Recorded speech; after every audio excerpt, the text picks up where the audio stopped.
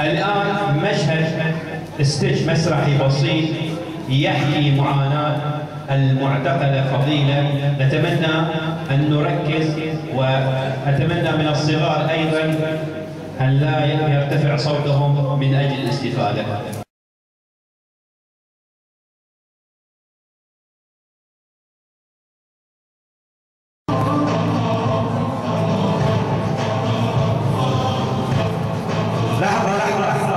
على وين؟ رايحة البيت. لا، من وين جاية؟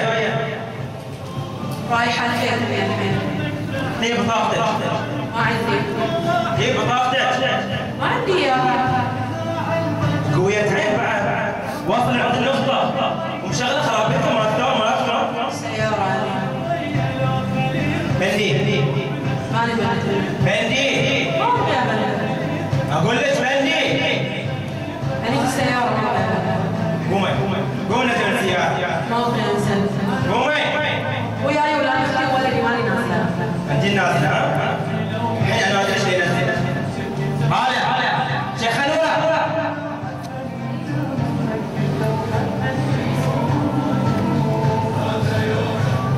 حكمت المحكمة حضوريا على المتهمة فضيلة المبارك بالسجن لمدة 4 سنوات.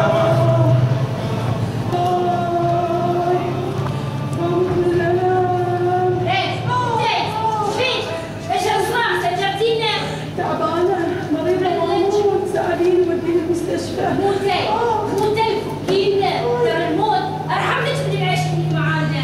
تعالي وين بتروحي وتخليني؟ أقول لك تعبانة ماما توديني المستشفى. يا وديني. أولاً وبنتي تقرر إنك أنت تحتاجين مستشفى ولا لا. وثانياً إحنا نقرر. أصلاً حبيبتي والدكتور الشريف راح يقبل إنه يعالجك.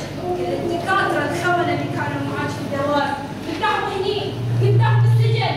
ليش؟ المكان الطبيعي لكن خاين للوطن. ليش يعني؟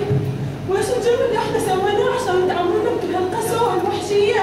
جرمكم انكم خدتوا الوطن وخدمتوا القيادة. جرمكم انكم بعتوا هالبلد لما مشيتوا ورا الأجندات الخارجية. جرمكم انكم تنكرتوا الهلال عشتوا عليها سنين تاكلون وتشربون من خيراتها. لحظة، ايش هالكلام اللي قاعدة تقوليه؟ أقول الصيد. من وين هالحقد علينا؟ هذا أرضي، هذا وطني، هذا بلادي.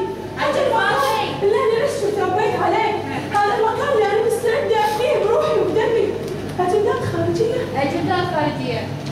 شوفي هناك، طالع هناك، شوفي هذه النخلة جدي زرعها بيده، من قبل عشرات السنين، مو من الحين. أجندات خارجية.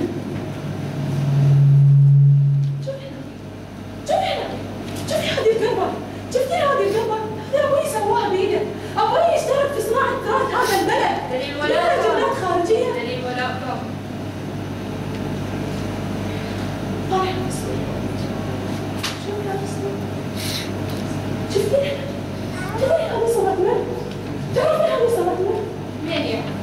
صورة أخوي المحرم، أخوي المقتل بالقلب، أخوي اللي في روح ودم حق بحرين، أخوي راح شهيد وتقولي لي